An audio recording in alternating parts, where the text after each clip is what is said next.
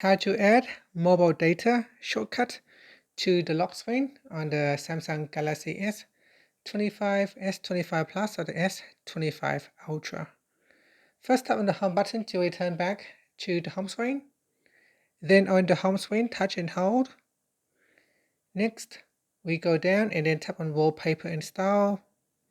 And from here, scroll down and tap on the left-hand side panel. Next, tap on the left shortcut or the right shortcut.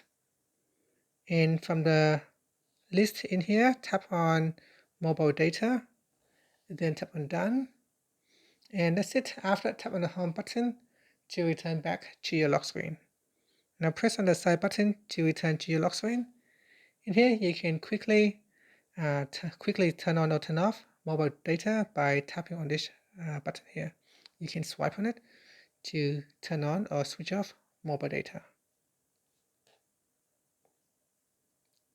And that's it.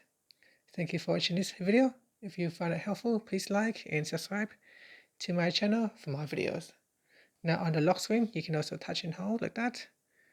That will allow you to quickly go into lock screen edit mode, and from here you can tap on it and then select mobile data and then tap on done.